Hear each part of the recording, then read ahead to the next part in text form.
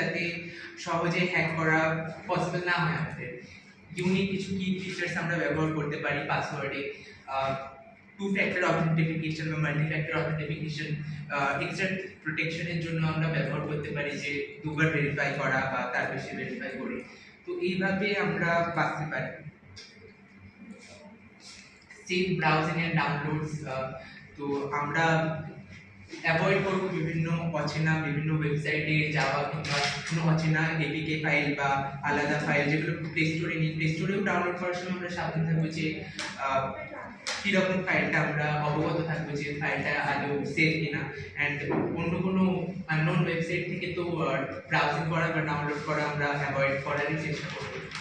তো এটা আমাদের রেসপন্সিবিলিটি। তো এইচটিটিপি কোনো ওয়েবসাইটের আগে না থাকলে আমরা অ্যাভয়েড করবো সেটা না ব্রাউজ করা। And data privacy and public wifi, তো আমরা নিজেদের ডাটাকে যতদূর প্রাইভেট রাখার চেষ্টা করবো। অ্যান্ড পাবলিক ওয়াইফাই ইউজ করার আমরা অ্যাভয়েড করবো, কারণ এগুলো অনেকটা সিকিউর হয় না, এগুলো ওপেন টু অল পাবলিক সবার জন্য থাকে।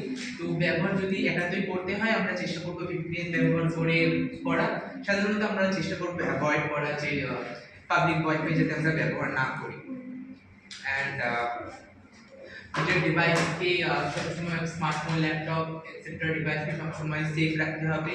সফটওয়্যার আপডেটের মাধ্যমে সফটওয়্যার আপডেট করবো, অ্যাপগুলোকে আমরা আপডেটেড রাখবো, সিকিউরিটি আপডেট এগুলো আমরা ডেইলি বেসিসে করবো, কিংবা ডেইলি বেসিসে না হলে প্রত্যেক উইকে আমরা করার চেষ্টা করবো সফটওয়্যার আপডেট বা অ্যাপগুলো আপডেটেড রাখা।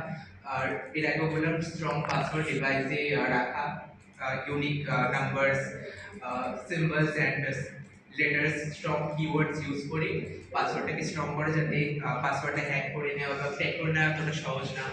অ্যান্ড নিজের আমাদেরও একটা দায়িত্ব আছে যে অ্যাওয়্যার থাকা যে ডিজিটালি কীভাবে ফ্রডগুলো হচ্ছে।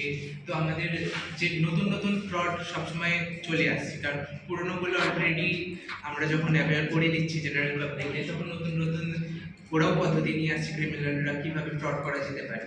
তো এগুলো সম্বন্ধে আমাদের আপডেটেড থাকতে হবে কীভাবে এরা ফ্রডগুলো করছে।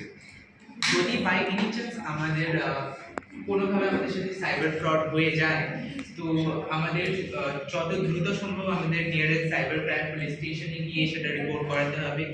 তার আগে যদি আমরা পারি 1903 নাম্বারে ডায়াল করে আমরা একটা রিপোর্ট করতে পারি। সেটা থেকে আমাদের যদি কোনো ট্রানজ্যাকশন হয়ে থাকে বা আমাদের ব্যাংক থেকে কোনো অ্যামাউন্ট অফ মানি কোথাও সাইবার ক্রাইম বা ক্রিমিনালস আমাদের অ্যাকাউন্ট থেকে বের করে দিতে পারে, সেই অ্যামাউন্টটাকে আমরা ব্লক করে দিতে পারি। যত তাড়াতাড়ি আমরা রিপোর্ট করতে পারবো থানাতে বা নিয়ারেস্ট সাইবার ক্রাইম পুলিশ স্টেশনে, অথবা এই নাম্বার 1903-তে ডায়াল করে আমরা যত তাড়াতাড়ি রিপোর্টটা করতে পারবো, আমাদের টাকাটা ফিরে পাওয়ার চান্সেস ততটা, আমরা যত দেরি করবো টাকাটা আমাদের ফিরে পাওয়ার চান্স ততটাই কম থাকছে। অ্যান্ড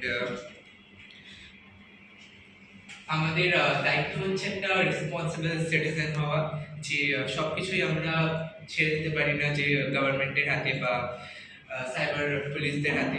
তো আমাদের নিজেদের দায়িত্ব হচ্ছে অ্যাওয়্যার থাকা যে কীভাবে এরা মানে কীভাবে আমরা রেসপন্স করবো যদি কারোর সাথে ফ্রড হয়ে থাকে, কিংবা এই যে রিসেন্ট ক্রাইমগুলো হচ্ছে এরা কীভাবে ক্রাইমগুলো করছে, এরা কীরকম ফাঁদ পাচ্ছে, কীরকমভাবে ফ্রডগুলো করছে, আমাদের অবগত থাকতে হবে সেই বিষয়গুলোর উপর থেকে। অ্যান্ড আমাদের ফ্যামিলি, কলিগস, বন্ধু এবং আমাদের ফ্যামিলিতে অনেক বয়স্ক আছে যারা বেশিরভাগ এই ফ্রডগুলোয় পড়ে, তো আমাদের সেফলি তাদেরকে বোঝাতে হবে যে কীভাবে এই ফ্রডগুলো হচ্ছে, এবং নিজেকে এবং নিজের পারিপার্শ্বিক সবাইকে সেফ রাখতে হবে।